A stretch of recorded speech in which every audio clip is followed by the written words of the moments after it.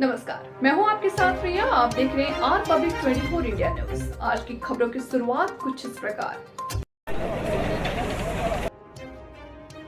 टोंक में आज बीजेपी की गहलोत सरकार के खिलाफ जन आक्रोश महाघेराव किया। यहां अरुण चतुर्वेदी और अनीता भदेल ने कांग्रेस के खिलाफ जमकर निशाना साधा। अनीता भदेल ने सचिन पायलट को लेकर चुटकी लेते हुए सीएम गहलोत से पूछा कि नकारा और निकम्मा है तो टोंक से टिकट क्यों दिया। इस दौरान सरकार अरुण चतुर्वेदी और अनीता भदेल ने गहलोत सरकार के महंगाई राहत कैंप पर सवाल खड़े किए। बीजेपी नेताओं ने गरीब का अपमान करने का आरोप लगाते हुए कहा कि राहत ही देनी है तो केंद्र सरकार की तरह एक बटन दबाकर देनी चाहिए। जनसभा के बाद कलेक्ट्रेट घेराव किया। इस दौरान बीजेपी नेता और पुलिस अधिकारी आमने सामने हुए। बीजेपी कार्यकर्ताओं ने बैरिकेडिंग पार कर कलेक्ट्रेट में घुसने का प्रयास किया, लेकिन पुलिस ने बीजेपी कार्यकर्ताओं को बस में बैठाया और सांकेतिक गिरफ्तार कर कामधेनु सर्कल छोड़ दिया। पेपर लीक मामले में अरुण चतुर्वेदी ने निशाना साधते हुए कहा कि मुख्यमंत्री कार्यालय तक इनके तार जुड़ रहे हैं। आपके मंत्रियों की संलिप्तता पेपर लीक मामले में नाम सामने आई है। प्रताप सिंह खाचरीवास के बयान पर पूछने सवाल पर बोलते हुए अरुण चतुर्वेदी ने कहा कि मैं गंभीर लोगों की बात का जवाब देता हूं, जिसको खुद को पता नहीं है कि मेरा पैदा कहां है। चतुर्वेदी ने कहा कि आप मंत्री होने के नाते कैबिनेट में अपने दायित्वों को अंजाम नहीं दे पाते। खाचरियावास का दोहरा चरित्र प्रकट करता है। मालपुरा में क्या अपराध था? कुछ बच्चों में छोटी मोटी बात पे झगड़ा हुआ। एक वर्ग के लोग निकल करके आते हैं, एक मोहल्ले में हमला करते हैं, बहन बेटियों के साथ अत्याचार करते हैं, पुलिस के लोग रोकने जाते हैं। वही लोग जो आतताई बनकर खड़े हुए हैं, पुलिस की गर्दन के ऊपर तलवार रख करके उनको भगाने का काम करते हैं। मुख्यमंत्री अशोक गहलोत जी, ये कोई एक जगह नहीं है। हम उदयपुर में कन्हैया लाल का सिर सर से धड़ से अलग करने का काम इसी राजस्थान की धरती के ऊपर होता है। आप पीएफआई को कहीं रैली निकालने की अनुमति देती हो और उसका परिणाम होता है कुछ आतताई लोगों को प्रोत्साहन मिलता है और उस प्रोत्साहन के कारण से वो राजस्थान की शांति को भंग करने का काम करते। क्या अपराध था कन्हैया लाल का? उसने एक सोशल मीडिया की पोस्ट को शेयर किया था, सिर्फ धड़ से अलग, और केवल बोला नहीं, उसका सिर्फ धड़ अलग से कर दिया। करौली में केवल रामनवमी का जुलूस निकल रहा था, शांतिपूर्ण जुलूस था, किसी प्रकार का उत्पादन नहीं था, किसी प्रकार का प्रोवोकेशन नहीं था। उसके बाद भी एक वर्ग जो उपासना स्थल के ऊपर से पत्थरों की बौछार होती है, और आज भी वो जो व्यक्ति है जिसने बौछार की थी वो मंत्री के साथ बैठकर के मूर्ख मुसल्लम खाता है, वो जेल से शिक्षों में जाता। मुख्यमंत्री की 12 में घटना होती है, लगातार कुछ एक उत्पाती लोग निकल कर जाते हैं। और मुख्यमंत्री जी, आप जब रोजा अवतार की पार्टी करते हो तो उसके मुख्य आरोपी को आपके घर में, मुख्यमंत्री निवास में, सरकारी निवास में बिठा करके अपने साथ बिठा करके रोजा अवतार खोलने का काम करते हो। मुख्यमंत्री जी, आप खुद जब राजस्थान के आबकाइयों को, आज राजस्थान का आम आदमी आप एक बात से जिस प्रकार की स्थितियां राजस्थान में है, कोई वर्ग सुरक्षित नहीं है। चाहे महिला होगा, युवा होगा, किसान होगा, मजदूर होगा, हर वर्ग की हालत। आपने कहा था बेरोजगारी भत्ता देंगे, बेरोजगारी भत्ता तो बहुत दूर की बात है। आपने वादा किया था, हम उसकी तुष्टिकरण की नीति, हम जानते हैं कि भारतीय जनता पार्टी का उदय कांग्रेस की तुष्टिकरण की नीति को समाप्त करने के लिए हुआ है। कार्यकर्ता बंधु, आपको रखो घबराने की जरूरत नहीं है। इन मुकदमों का भी हम फेस करेंगे। और विधानसभा के चुनाव में अभी 3 दिन पहले मालपुरा के अंदर जो घटना हुई है, वो शर्मसार करने का काम करा है। गांव के लोगों ने जिस तरह का पुरानी तहसील के अंदर हमारे लोगों के ऊपर जाकर जब कोई मोटरसाइकिल चक्का माताओं बहनों के घरों में घुसकर और अपराधी प्रवृत्ति के लोगों ने घरों में जिस तरह मौके के पूछकर आपने लोगों को गिरफ्तार करके राहत पहुंचाने का काम करा। 1,00,000 रुपये का भी धन्यवाद करना चाहता हूँ। आज के डिस्ट्रिक्ट के अंदर भी एक छोटी सी घटना हुई, डिस्ट्रिक्ट के प्रशासन का धन्यवाद। लोग के ऊपर और प्रवृत्ति की घटनाओं को रोकने का काम करा, लेकिन मैं प्रशासन के अधिकारियों से कहना चाहता हूँ, फंसाने का काम करा। ये भारतीय जनता पार्टी का कार्यकर्ता आपके प्रशासन की रीढ़ से ही बजाएगा और इस सरकार की रीढ़ से बजाकर हमारे गो भक्तों का फिर वो मुझे बाद में कहे, उनसे मेरा पुनः आग्रह है कि बिना माननीय नेताजी कार्यकर्ता बंधु, आप सबसे निवेदन है कि पीछे कुर्सियां खाली आप वहां पर विराजे तो मंच की भी शोभा रहेगी। कार्यकर्ता बंधु और टोंक जिले के अंदर माननीय आज के मुख्य वक्ता अरुण चतुर्वेदी किया है, उन सब परीक्षाओं का कोई कारण है तो देखिए, मैं निश्चित रूप से मुख्यमंत्री जी सीधे तार मुख्यमंत्री के ऑफिस तक जा रहे हैं। आपके मंत्री इन्वॉल्व हैं, उनके ऊपर इसलिए हमने कहा कि राजस्थान के पुलिस शाखा जांच नहीं कर सकती, जांच होगी तो सीबीआई से हो और तब दूध का दूध और पानी का पानी।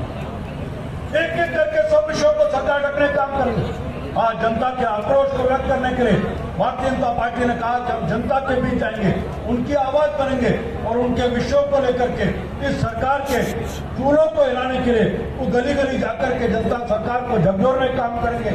इसी नाते से जन आक्रोश सभा है, आप बड़ी संख्या में चलेंगे। किसको जिता रहे हो? करके जिताने ही तो है, विजयोत्सव में है। कलेक्टर महोदय को देंगे और हम अपेक्षा, आपने कहा कि हम पाइपलाइन घर घर में बिछाने का काम करेंगे।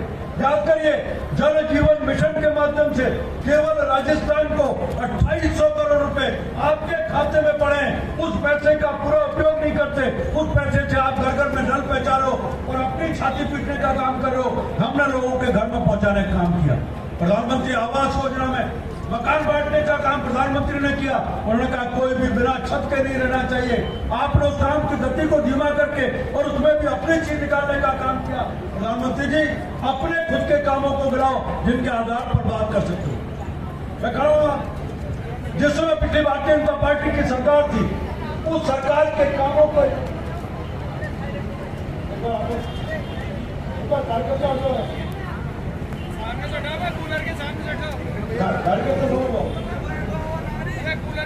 एक बार पिछली सरकार के कामों को याद कर लीजिए। मैं मुख्यमंत्री जी कहूँ तो सरकार जनता के द्वारा चुनी हुई सरकार होती है और सरकार बदलने से कामों को रोका नहीं जाता। आप कह रहे हो कि हम मिड डे मील की बात कर रहे हैं।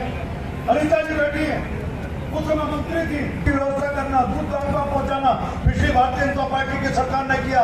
आपने कोविड के नाम पर उनको बंद करने का काम किया। इसका जवाब दीजिए, आप कहते हो सबको फूड के पैकेट भेजने का काम करें। जरा याद करिए, उस समय प्रधानमंत्री नरेंद्र मोदी ने प्रत्येक बीपीएल परिवार को उन्होंने कहा था कि हम सबको 5 किलो अनाज मुफ्त देने का काम करेंगे। और वो कोविड नहीं, हम 2023 में बैठे हैं।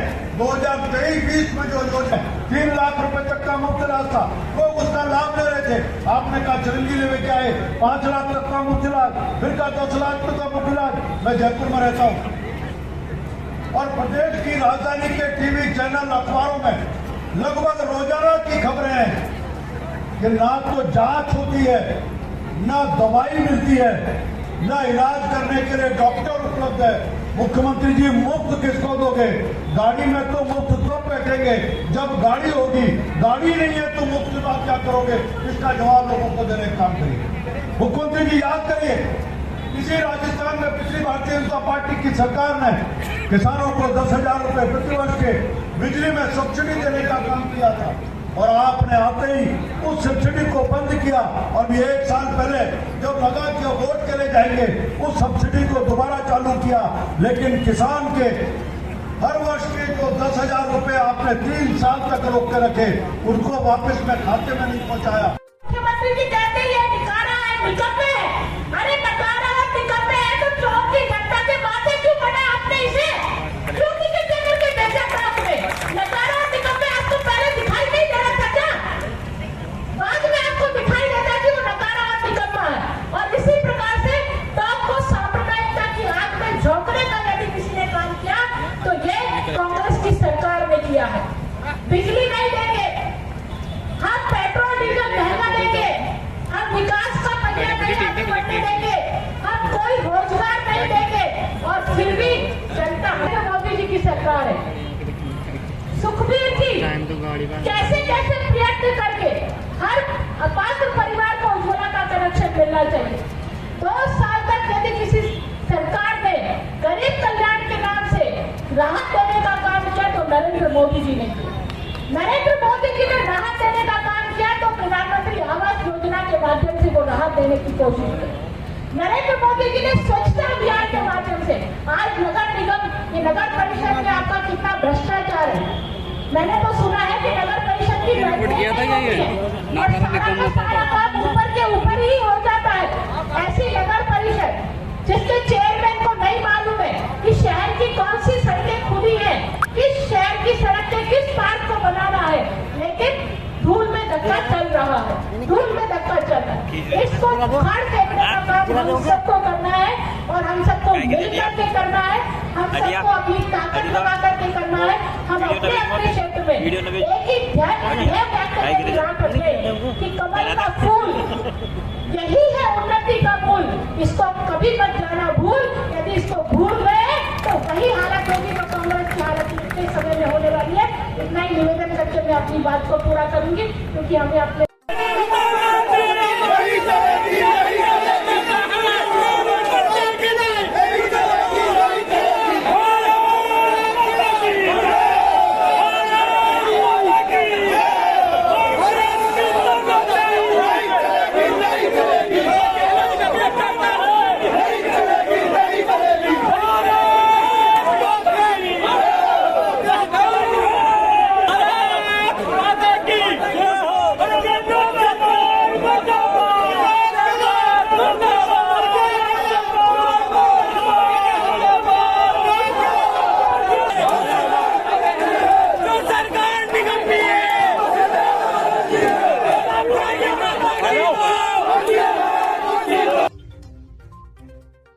की गई। आज प्रतिनिधि मंडल भी बीजेपी का वहां पहुंचा, प्रशासन से बात की, पूरे घटनाक्रम को किस अपन सब जानते हैं कि राजस्थान की सरकार पिछले 4.5 साल में वोट की राजनीति कर रही है। उस वर्ग का वोट जिसका हमें पूरी तरह मिलेगा, उस तुष्टीकरण की राजनीति के तहत ही आज वो कन्हैयालाल का विषय होगा, करौली का विषय होगा।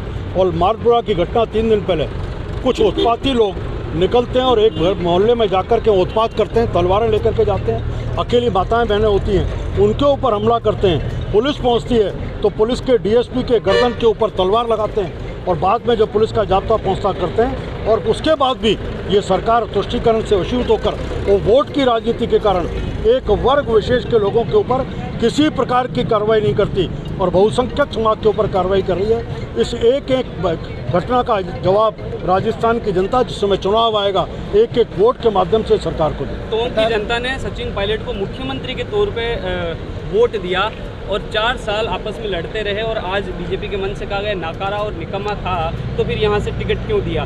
क्या कहना चाहिए? हमने नहीं कहा, सारे राजस्थान सत्ता के संघर्ष देख रहा है। लगातार कौन मुख्यमंत्री बने कौन नहीं बनेगा इसके संघर्ष हम देख रहे हैं। और कोविड के कालखंड में जब आम आदमी त्रस्त था और सांसों का संघर्ष कर रहा था और वो चाहता था कि इस समय मेरा जनप्रतिनिधि मेरे पास हो, कांग्रेस का कोई भी जनप्रतिनिधि उसके साथ नहीं था। वो 7 स्टार होटल में एक मुख्यमंत्री का पद बचाने के लिए और दूसरा मुख्यमंत्री का पद पाने के लिए 7 स्टार होटलों में बैठे हुए थे।